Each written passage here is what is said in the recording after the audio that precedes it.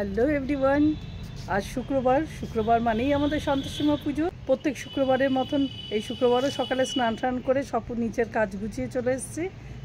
নাড়ুর মতন পুজো দিতে বসে পড়েছে। চলো আজকে সবটুকুই আবার তোমাদের সাথে শেয়ার করব। আজকে নিয়ে আমাদের কটা শুক্রবার হয়েছে আমি তোমাদের বলছি। কটা শুক্রবার হলো গো নাড়ু? 11টা হয়েছে আজকেরটা নিয়ে। 16টা শুক্রবার। আর কটা বাকি আছে তাহলে? 5টা বাকি। কালে এটাকে কেচে শুকো দিয়েছি, কিন্তু নিয়ে যেতে ভুলে গেছি। ভালোই হচ্ছে, আরেক রোদ খেয়ে নিই। এটা বানিয়েছিলাম, এটার ভিডিও আমি দিয়েছিলাম।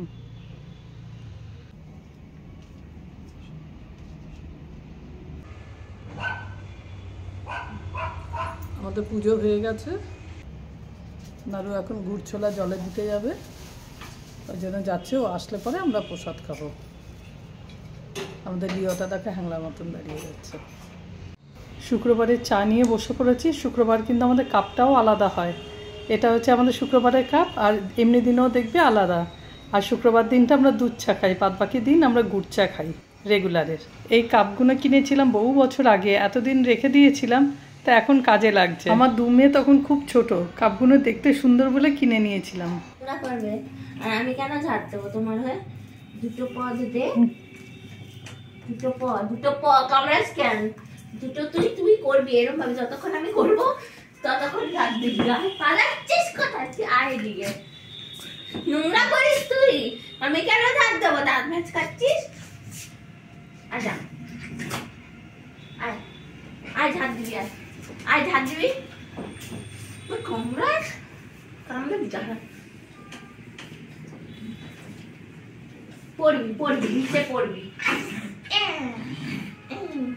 চলো ঝাড় দাও। ভালো বাচ্চা। ঝড় দিতে কি হচ্ছে তোমার? ঝড় দিতে কি হচ্ছে? কামড়াচ্ছে বাবা। এই হয়েছে দুজনের হারকাত। রোজ দুজনে কিছু না কিছু বদমাশি চলবে। এরকম ভাবে ঝাড় দিবি। কামড়াচ্ছে আঙুলে আমার। সব কাঁদে। রোজ দুজনে এরকম কিছু না কিছু হারকাত করবে। ঝাড় দাও।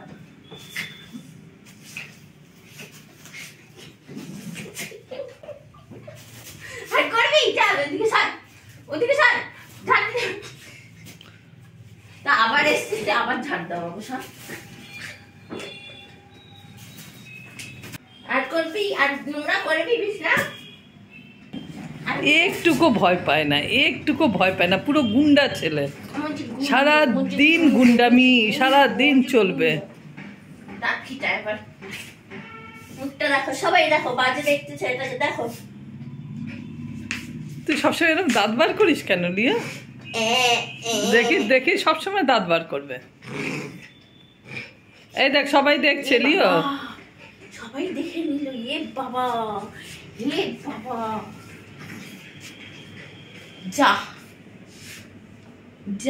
যা লিওকে সবাই দেখছে, লিও দাঁত বার করছে। সবাই দেখে নিল। যা কি হবে? চিনি পাবে দাঁত। কত আচ্ছা কি ও তো কিছু করেনি লিও। আচ্ছা ও তো কিছু করেনি, ও তো আদর খাচ্ছে। আদর করবো না?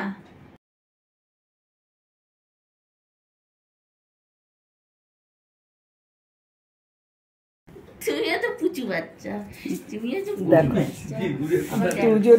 দুজনে কিরকম। দেখো মেয়েটা ঘুমোচ্ছে, ওকে ঘুমোতে দেবে না। দুজনে এত বদমাস।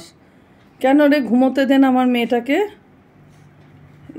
দেখো দুজনে মিলে অ্যাটাক করেছে।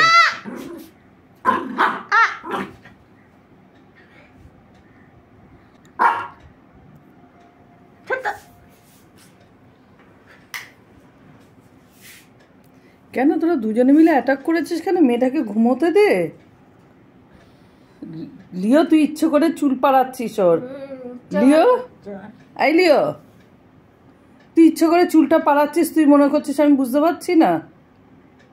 প্রচন্ড বদমাস ছেলের। আগেতে দেখো চুলটা ওর পাড়িয়ে রেখেছে। দেখো আগেতে ইচ্ছে করে চুলটা পাড়িয়ে রেখেছে, যেহেতু সিম্বা উঠেছে তার জন্য আদর খেতে। আবার কাঁদছে বসে, সারা দিন লিও কেঁদে যাবে, সারা দিন মেয়েদের মতন কাঁদে। এত তুই মেয়েদের মতন কাঁদিস কেন রে? একটু কিছু না পেলে, একটু কিছু মনের মতন না হলে কাঁদবে। এই দেখো আরেকজনের অবস্থা, আরেকজনের অবস্থা দেখো। এটা কোনটা? সিম্বা। দেখো দুজনের দুই অবতার।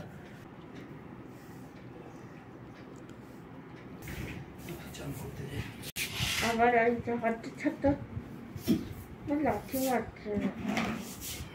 কি তোরা দুজন কি আরম্ভ করেছিস রে? হ্যাঁ, দুজন দুই দিকে খাটে বসে কি আরম্ভ করেছিস তোরা দুজনে? আরে ছোট আমার পায়ের উপর থেকে পায়ে লাগছে। উফ, যা তো আমার কামড়া।